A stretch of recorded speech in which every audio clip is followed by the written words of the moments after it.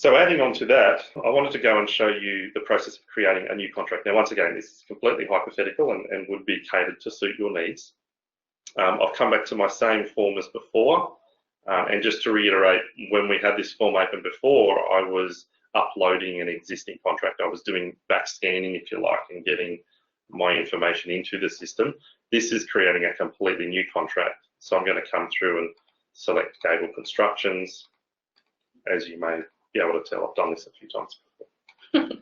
I'll put in today as the start date, and we'll pick one for next year. And it's that one, and we also have the same phone number in my world. Here, instead of uploading a contract, I'm actually going to tick Create New Contract. And, you know, on the contract submitter, I know this is going to go to someone else for approval, so I'll put in here, require confidentiality agreement prior to commencing discovery. That will do, and I'll submit that. So what's going to happen in the background now is the system's going to take my form that I've submitted and it's routed it down this workflow. And so here we've got the Gable Construction item. We'll open that one up. All of the metadata has been recorded down the left-hand side here. I've got my original submission form. And as Andrew talked about other types of electronic documents before, this is a Word template that's been automatically populated with whatever variable data we've specified. It's just, you know, and then I could open that up and edit it and make any other changes I need to. I'm not going to do that right now though. So that's ensuring that we're using the current template, which has got all the right terms and conditions. Exactly. On this document. It's no searching through, you know, Windows Explorer file stores to find some template that's been used before. It's the one template that's always updated by the organisation. I'll just flick back to PowerPoint for a sec. I wanted to run you through what this workflow looks like. It's very, very simple. Obviously, it's completely illustrative of what we're trying to show today. When the form came through, we first of all timestamped it that had come into the system as a new contract, and then it's come to the contract submitter.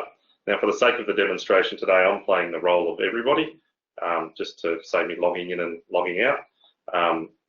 So it's come to the contract submitter. Now I'll have a couple of options. One is to send for review, which it's going to go to a contract manager, and the other will be to cancel a contract.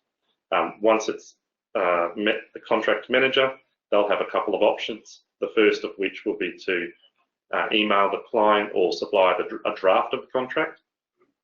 So what that does when that button's pressed is it will convert the document to a PDF and then attach it to an email and send that directly to the receiver. When they reply, you know, updates can be amended in the document until it gets to a point where it's a contract that all parties agree on, at which point the contract manager can then send that contract via Docusign to the recipient. They do have another option at this point, and that is to reject the contract. You know, in production, you'd probably actually have some kind of review process going back to the submitter to ask questions or whatnot, but for the sake of today, I kept it simple. Once the document has gone to Docusign, and I'll show you what that looks like a little bit later on, the receiver will sign that electronically, and then it will come back into FileBound where it'll be met by the contract manager again, who will then finalise and lock the contract. So going back into FileBound, we'll see what that looks like. So here I am, the contract submitter. I'm going to send that for review. Now I'm going to play the role of the contract manager. So here are my options. So I have to cancel. I could email the client draft, or I can send via Docusign. So I'm going to click on that one. We're going to send that off to Docusign.